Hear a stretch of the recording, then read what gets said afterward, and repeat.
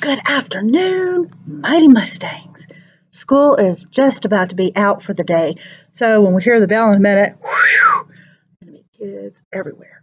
But before we go home for the day, before we go home for the summer, there's something that we did not get to this year that you've got to know, and that is what we do at the hospital, the violin hospital station.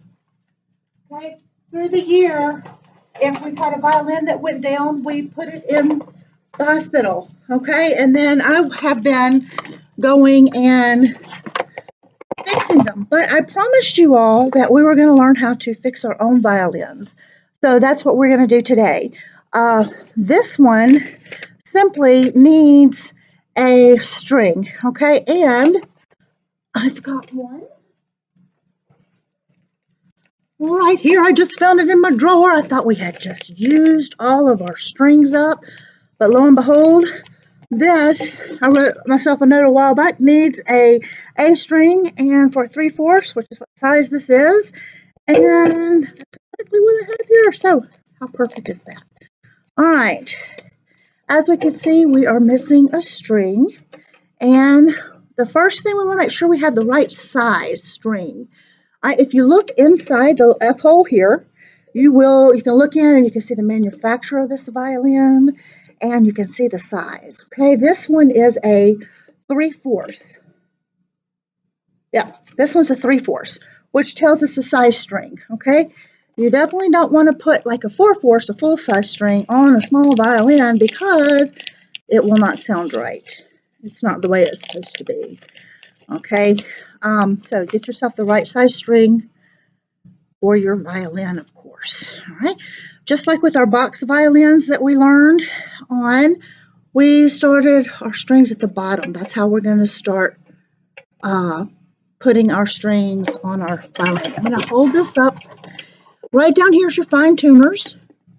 Your string is going to kind of fit like a drum in a little slip right here. Get that sucker in there.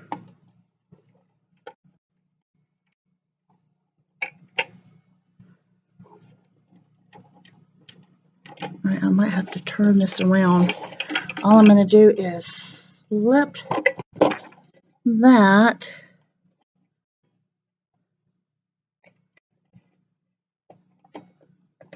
Okay. All right. I have it slipped on. Put this case down and get it out of the way. All right. So I put my string down here and the fine tuner. So that's the start. And I'm going to pull it on up until I get to my peg. Got to be way up here. Okay, and the pegs, I just pulled it out. It has a hole right, see that hole right there? Okay, there's a hole in each peg. All right, you're going to start from the top and tuck it in there. All right, and I have a little tool here. This is a beading tool. It's a little thing right inside here. It'll cut the wire. It'll flatten it out. It's, to make jewelry. Anything that will help you kind of reach in there and get it. Now, some of the kiddos, they don't necessarily need the pliers, but I, as well as need the pliers. So, this is just something to kind of give me that little extra. All right, now I'm going to start. I've got it in there. Now I'm going to just start twisting the peg.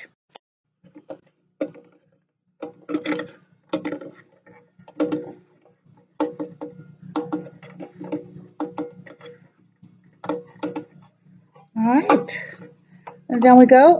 We want to make sure that our strings don't touch one another or touch. We can guide our strings to the right place. Is what I'm saying. So we're guiding that string to the right place. The bridge looks a little crooked, but I think it will work. Bow, please.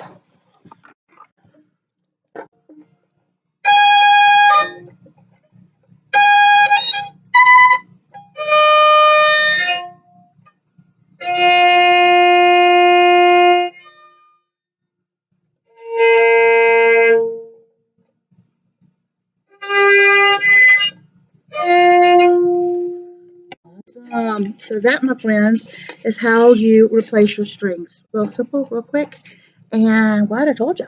All right, so now when we have a problem with our instruments at home, we know that we have the confidence of things that we've learned in school, and we just start taking care of our instruments, start turning something to where it sounds just the way you want it to be, or that's something you could take to the music store, or something that you can fix yourself. You know your instrument better than anybody, so you would assume that you would be able to fix something if it's broken better than anybody, that you would be able to tune it, make it sound better than anybody, because it's your instrument. So anyway, glad that we finally went over the hospital, violin hospital, and now you know how to change your own strings. I'm going to go ahead and say, have a happy summer. See you when you get back.